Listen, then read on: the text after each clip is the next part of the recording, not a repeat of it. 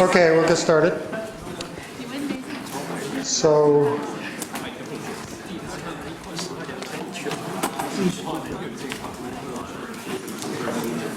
just point out that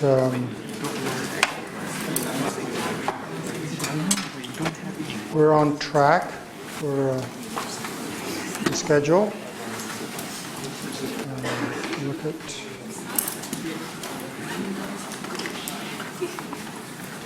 the schedule where we're supposed to be.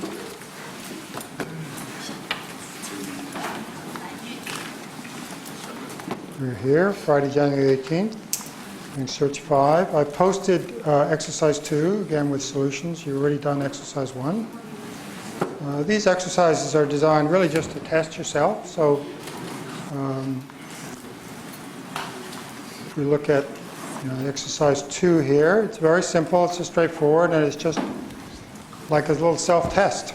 So you should be able to rattle off the answers to these. And they'll help you understand what you know and what you don't know and what you should know in terms of the learning goals. Okay? So today we're going to look at the optimality proof for A star to show that it's complete and optimal and that it always finds the least cost solution first.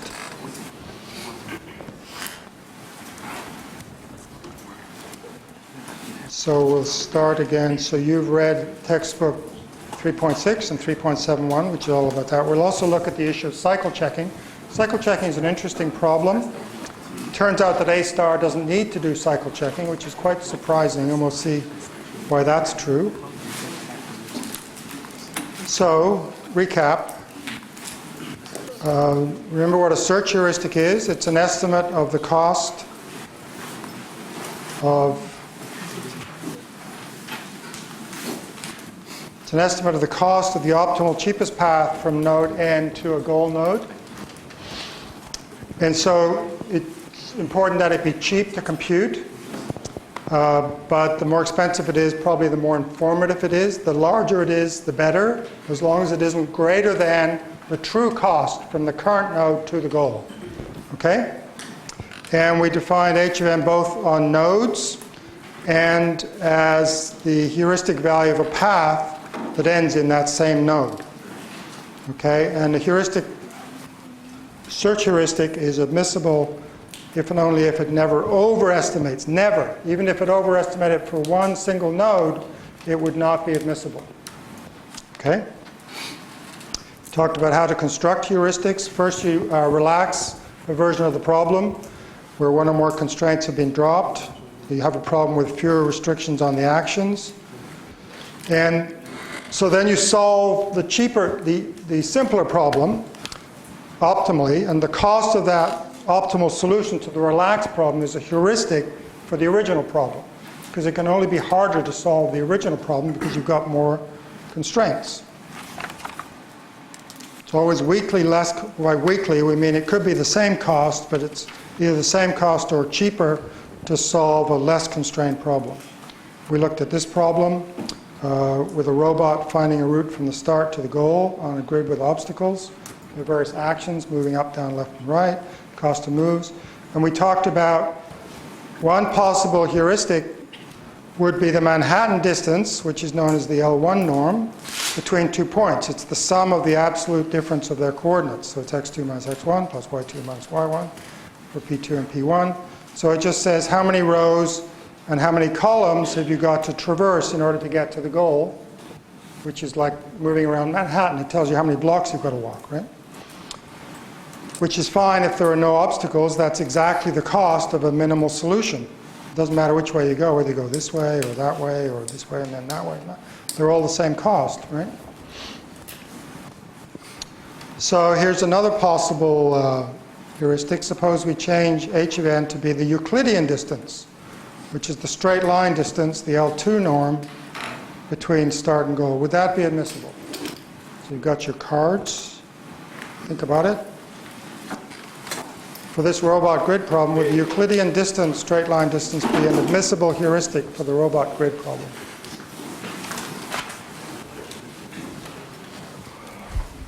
So either it could be admissible, or it's a search heuristic, but it's not admissible, which is quite possible, you know. Or it's not a suitable search heuristic for this problem. Okay, right. So everyone agrees that it's admissible. Is it better than the previous one, the Manhattan distance? Which would be a better heuristic to use, the Manhattan distance or the Euclidean distance for this problem? Right? So if you think it's Manhattan, put up your green card. If you think it is Euclidean, put up your red card.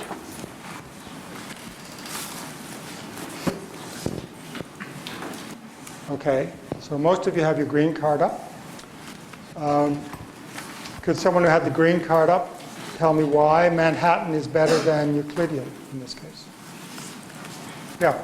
Well, you can't move diagonally in the last graph. So, I mean, when we say heuristic is better, it has to be admissible while still being able to close to the actual distance as much as possible. Yes, right.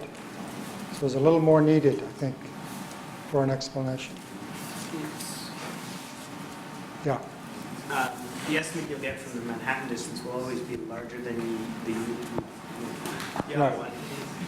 We call this one H1 of n, and this H2 of n. It's always going to be greater than or equal to H2.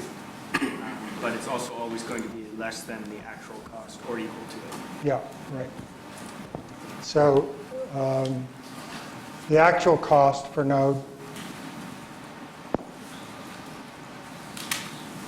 this is the actual cost to get from where you are to the goal. Call that C of n. That's going to be greater than the Manhattan distance, or equal to it, right? Even if you have the obstacles. If you have obstacles and you have to go through an obstacle, then this is going to be strictly greater than it. If there are no obstacles, you're solving the Manhattan, the grid problem without obstacles, these two will be equal, right? Can't do any better than the Manhattan distance. So Euclidean distance here, you know, if you're working on a grid, and I'm going from there to there, that's the Euclidean distance. This is the Manhattan distance. Pythagorean triangle, right angle triangle. The hypotenuse here, the length of the hypotenuse is always less than the sum of the two sides. It's true for any triangle. It's the triangle inequality, right? So, of course, these are equal. If you're already on the right row, then these can be equal. But any other time, if you're on a different row, this will be strictly greater than that.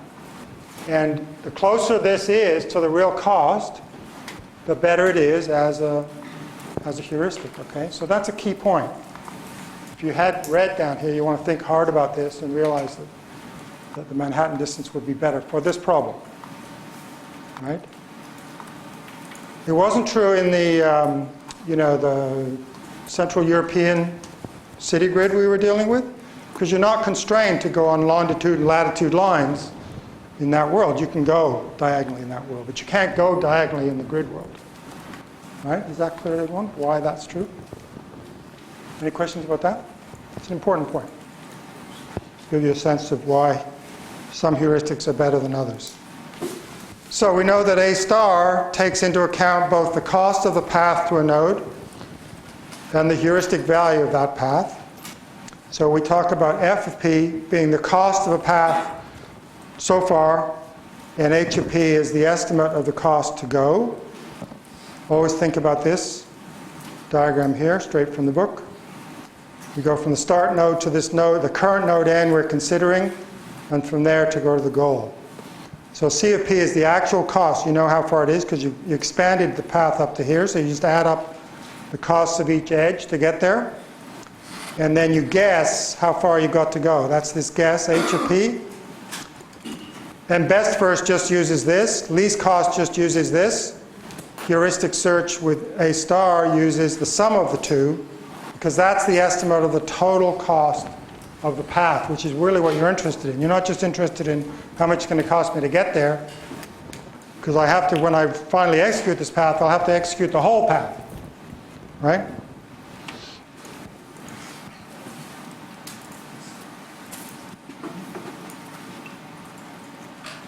Okay, so the critical thing is, again, the frontier is a priority queue. A star always chooses the path in the frontier with the lowest estimated distance from the start to a goal node, which is constrained to go via that path.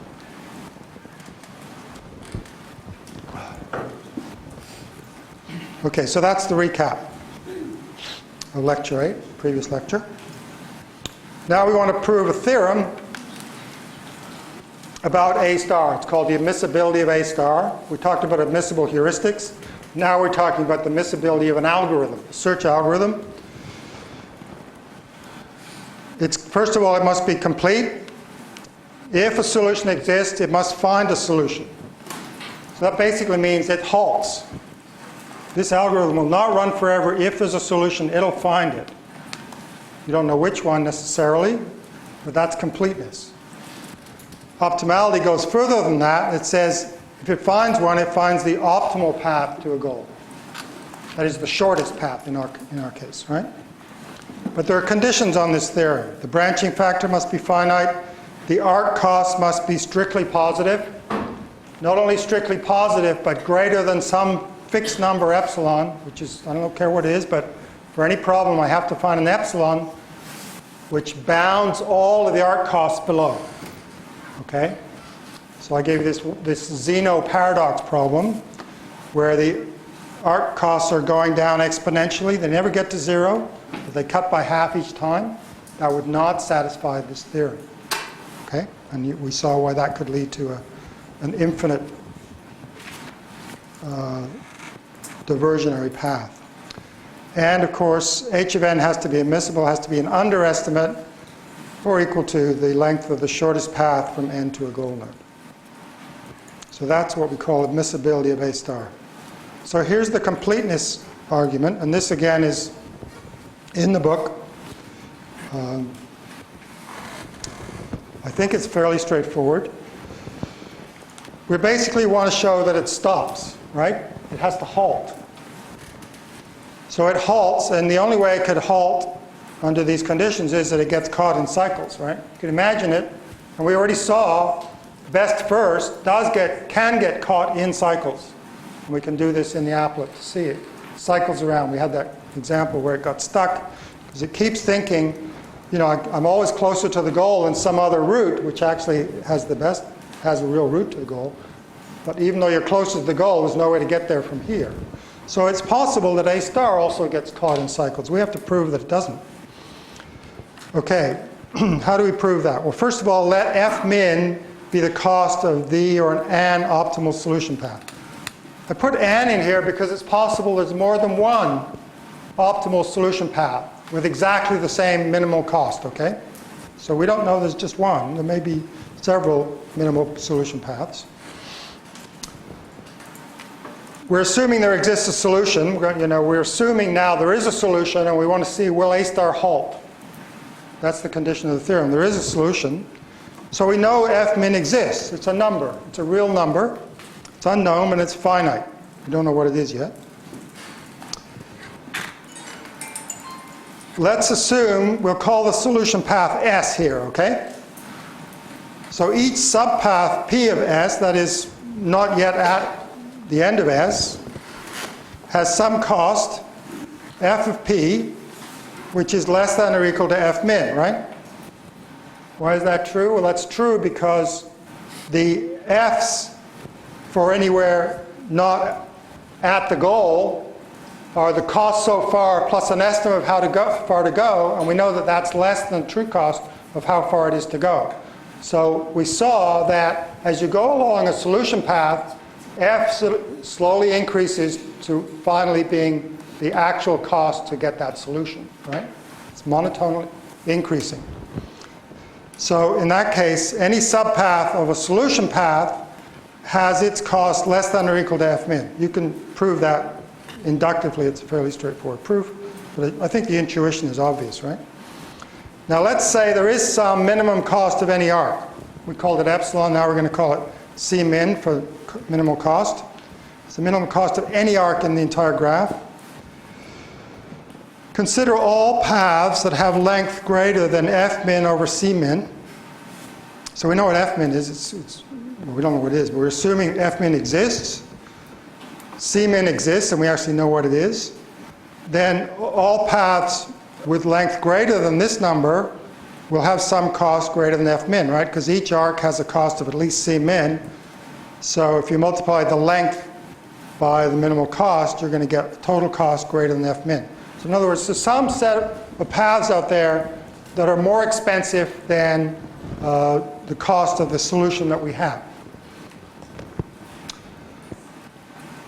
How does A star work? It picks off a path on the frontier with a minimal cost f of n, estimated cost f of n from that node.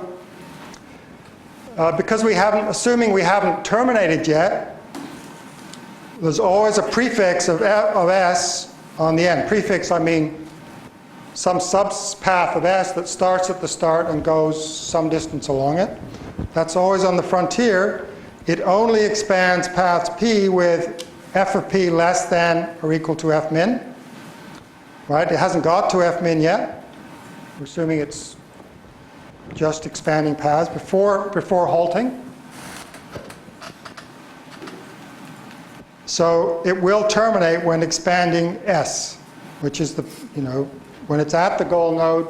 Remember, it takes off the frontier, a path to a goal node, checks to see if it's a goal, says yes, it is. Okay, so the point is that we're only checking paths in the order of their estimated distance. You'll never check a path whose f is greater than f min before you actually find the solution to the goal f min. Okay? So that's the proof. It's a rigorous proof.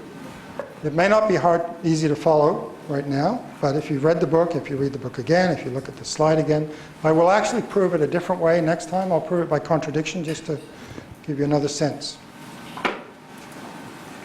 And in fact, it's useful, again, to get an intuition of this, to run the so-called misleading heuristic app in AI space. Okay, so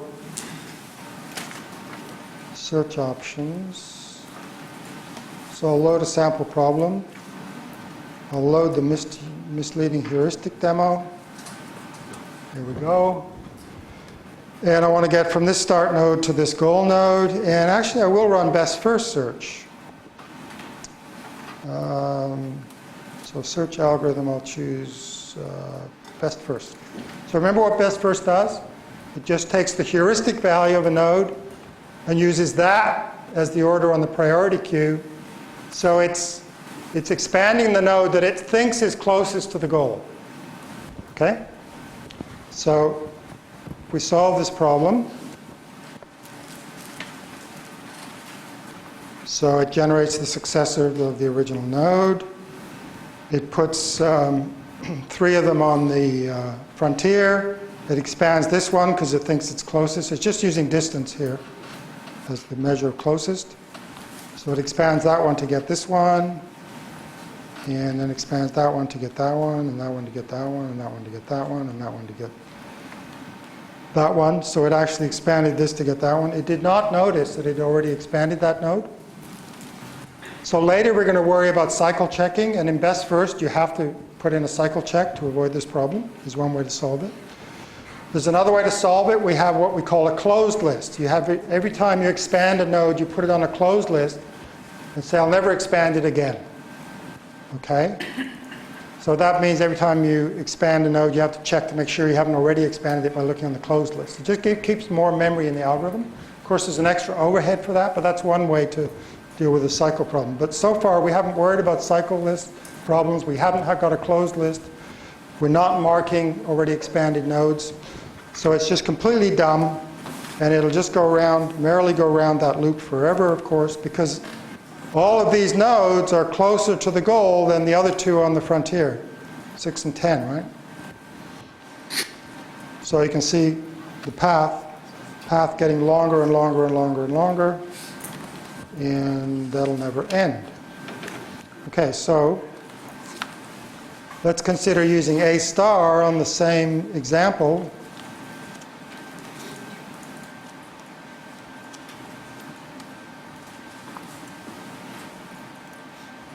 Okay, so we'll step through it. Same things happen. Does the same thing. I mean, this still thinks that that is, it's got the total length of this path to there, plus the estimate that I can jump directly across, although you can't. So this is clearly going to be expanded next. So far, it's no different than best first. And we get to there. And now it's starting to think, oh, maybe, this could be better. In fact, it thinks that's better than that. So it's expanding up there, and similarly it's expanding over there. But now it thinks node 5 is better than node 9 and node 11. That seems reasonable. Now it expands node 6, and it gets a solution. So notice that every time you go around that cycle, you're going to increase the length of the path, right? So even though it didn't go around that cycle a lot, A star could have gone there in that cycle a few times before it finally realized, oh, those paths are getting longer than the ones I have back here, the distance so far plus the guess, so I should go back and expand them. So that's why these arc costs being greater than 0 will eventually, even cycles, will be ruled out, and you will eventually find a path to the an optimal path to goal without cycles. We didn't have to put in any extra code or whatsoever. Would have been slightly more efficient, maybe, if we check for cycles, although there's an overhead to doing that as well, right?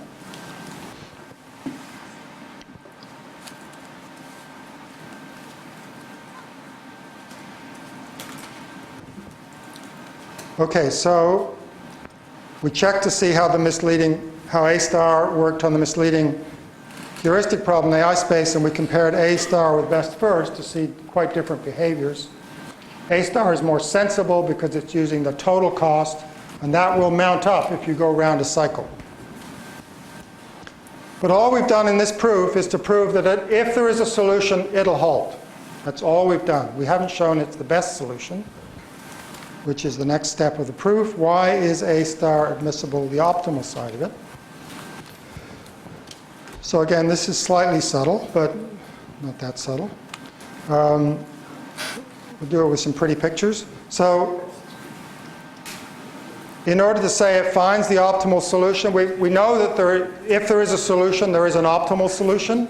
If there's a solution, there's going to be one that's had the least cost.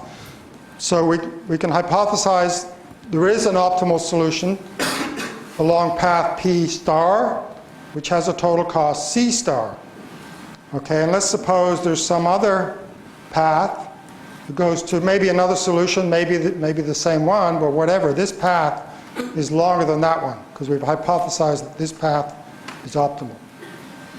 So it's suboptimal. What that means is that the cost of this path, P prime, is greater than C star, the cost of P star. Whoops. That's interesting.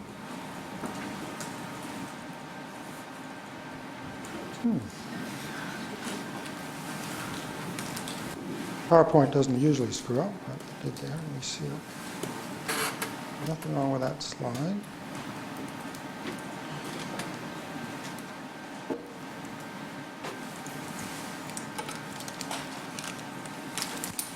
Yeah, amazing. The wonders of Microsoft. Okay, so what we're going to do is show that for any subpath along here, we'll call it P double prime of P star, on the frontier will be expanded before P prime. Okay, so, and this is why, this is the key reason I was talking about before, about why you don't check a path when you expand it to produce the path and put it on the frontier. You don't check to see if that's a goal node. You have to wait till you pull it off. This is why, okay? The key reason. So we want to make sure that we expand this guy all the way out to this optimal path before we expand out to this longer suboptimal path, okay?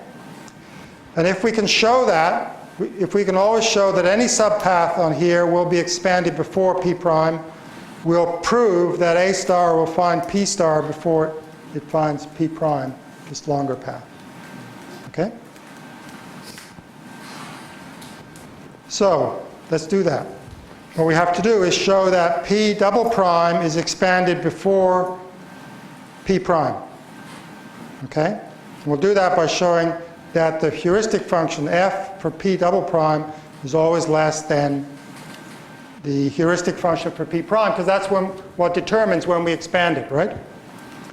So, again, renewing the notation. So P star is the optimal solution path. It has a cost f of P star, which is equal to its actual cost because it's a goal. And let P prime be a suboptimal solution path, this guy over here. So its cost, the true cost of P prime, must be greater than f of P prime, which is C of P, P star, right? Because it's suboptimal. So we'll let P double prime be the subpath here we're interested in, all of these subpaths. We know that f star is less than f of P prime, right? Because at a goal node, f of goal is equal to C of goal. We've just taken this and rewritten it there, changing C to f, reversing the inequality. Just a rewriting of that equation.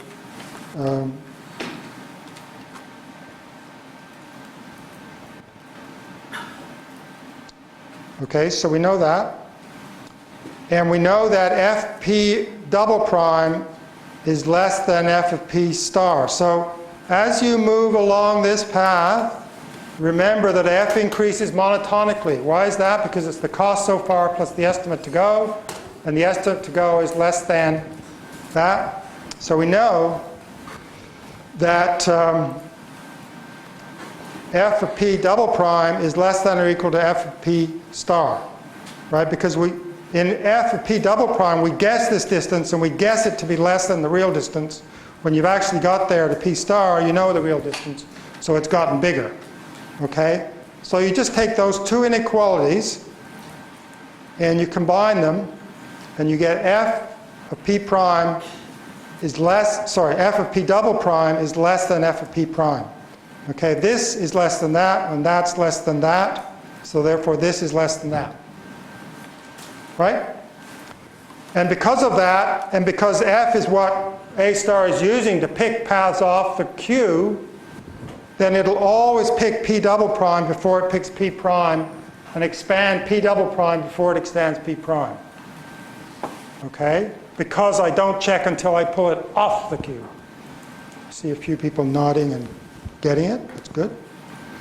So the conclusion is any subpath of the optimal path will be expanded before P prime, including the optimal path itself, all the way to P star. So that proves the theorem that A star is optimal in that it will always find the cheapest solution first. And it will always find a solution if one exists. And that solution will be the cheapest one. Okay? Slightly subtle, but it's important that you understand that. Because understanding that proof will help you understand the algorithm better. Okay? In fact, we can prove something even stronger about A star when it's admissible, and admissible with an admissible heuristic. It's optimally efficient. No algorithm can do better in terms of numbers of nodes that it expands. That's beautiful.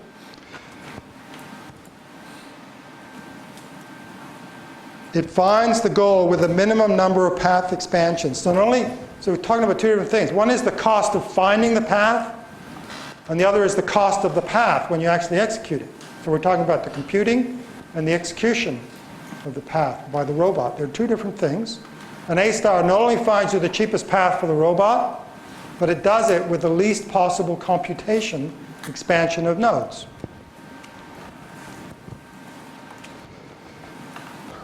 Why is that? Well, it's fairly easy to see. Assuming that the other algorithm is using F, the same heuristic, no other optimal algorithm is guaranteed to expand fewer paths, because you have to look at every node that has an f less than the f of the optimal path. Any algorithm has to do that if it's going to find the shortest path first, because otherwise it risks missing a shorter path than f star, right? So any algorithm has to expand every node with f of n less than f star, or if it doesn't, it risks missing that optimal solution. Right? So this, again, is assuming that they're both using the same heuristic. This is just a slide on an experiment that we did to see how good is A star, right? Compared to, say, breadth first, which is really the main competition here, because breadth first is also complete and optimal. You can't miss a solution. In the worst case, they're both equally bad, but worst case hardly ever occurs, so it's where theoreticians go wrong. A search heuristic that is a better approximation of the actual cost reduce the number of nodes expanded by A star. So not only are we looking at A star, but we're looking at the effect of using different heuristics. Okay, remember the 8 puzzle where you got to move things around? There it is. So you want to change this configuration to that one by just sliding a square at a time or moving the blank, same thing. We had 2 different heuristics we were going to consider. One is that they can just sort of jump randomly anywhere they want. So 5 can just jump into position from there to there in one move. So everybody can just jump to the right place in one action. And so you just count the number of tiles that are out of place. If they're already in the right place, they don't jump. So just the ones that are out of place will give you an estimate of the amount of work. It's a very low estimate, but it's better than 0, which is what breadth first search is using. Okay? It's kind of assuming that, you know, they can jump as far as they want, and they can land on top of another tile if they want to until that one moves out of the way and so on. And the second heuristic was the sum of the number of squares that separate each tile from its correct position. So you look at 5 and say, oh, it's 2 out from where it should be, and 2 is 1 out, and 7 is 1, 2, 3 out. And just add up all those numbers, and that's again an estimate. Again, it's an underestimate, but it's a better underestimate than the first one, because it's greater than it. Just as we did with the Manhattan and Euclidean distance here, we're trying to get as close as possible to the actual cost without going over it, and without incurring too much computational cost. So when you run those experiments on a couple of different 8 puzzle problems, one where you actually had to make 12 moves, another where you had to make 24 moves to get to the minimum solution. So that's the depth of the solution D. And this is the average number of paths expanded by the algorithm. You can run these in AI space if you want. If it's a depth 12, breadth first search had 3,644,035 paths. A star, just using H1, had 227. It's a huge reduction from breadth first search. Just that minimal amount of heuristic is focusing the search enough to get you down there faster. But with H2, you did even better. 1/3 the number of paths expanded compared to H1, which is, you know, thousands, tens of thousands better than breadth first search. If you go twice as deep, 24 levels deep, breadth first search, there's too many paths. We couldn't run it. It's just too long. But what would be a ballpark estimate of how many paths breadth first search would? 2 to the 24. Say again? 2 to the power 24. 2 to the 24? Why is that? I figure if it's going, well, if you see D12, that's roughly equal to 2 to the 12 in your case above. Yeah. And it seems reasonable that in a breadth first search, in a worst case, might expand every possible path and expect there to be an exponential number of possible Yeah. paths. Well, it will do, yeah. Yeah, yeah. In a worst case, you expect more of that. Yeah, right. It's a big number. Yeah, I mean, it's a big number. It's the square of the number we had before. So, I mean, we know that the complexity, this is the branching factor and this is the depth, right? And so if you double If you double the depth,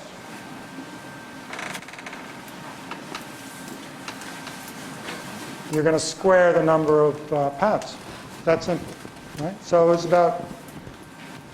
3.6 million squared. Actually 24 ballpark, right? Compared to H1, 39,000. So we're getting lots and lots more, but still we were able to go very, very deep in the search tree without losing it, whereas breadth first search just blew out the memory and probably the processing time too. But H2, notice now, here the ratio is about 3 to 1 between what H1 did and what H2 did. H2 is that much better. It's like, I don't know, 30 times better,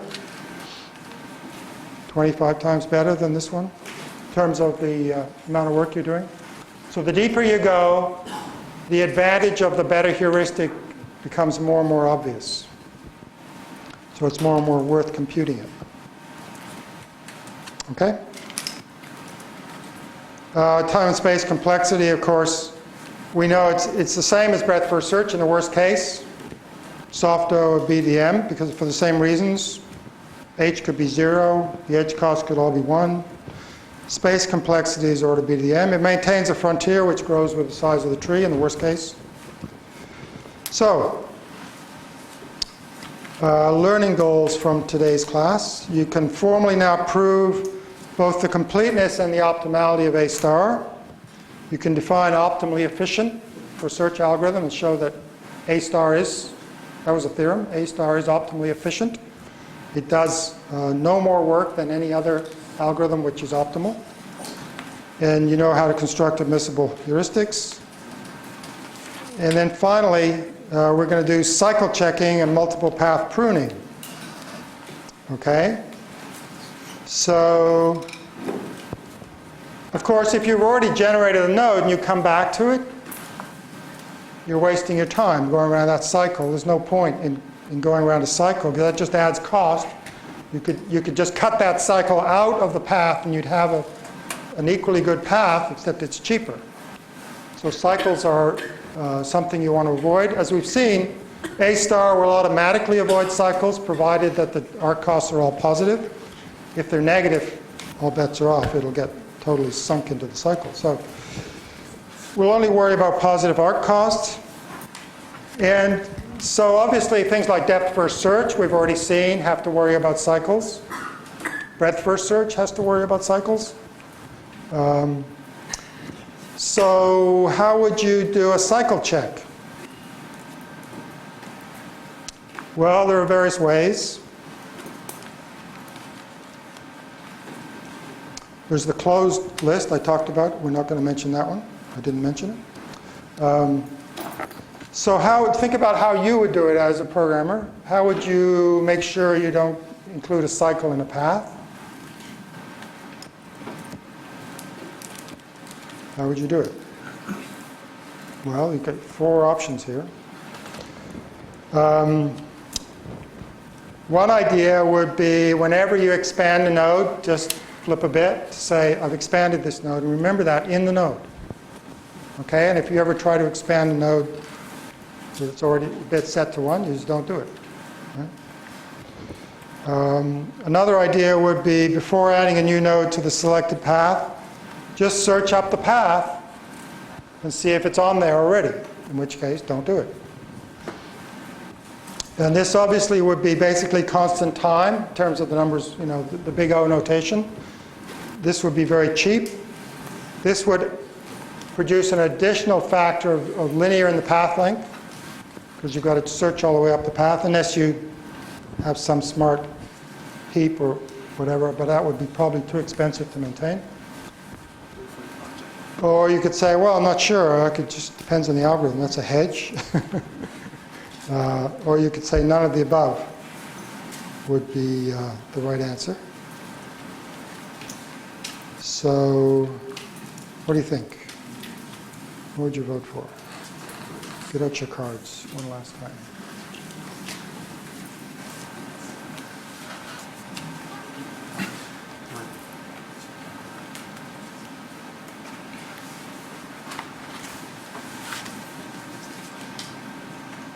So a few people still haven't made up their minds.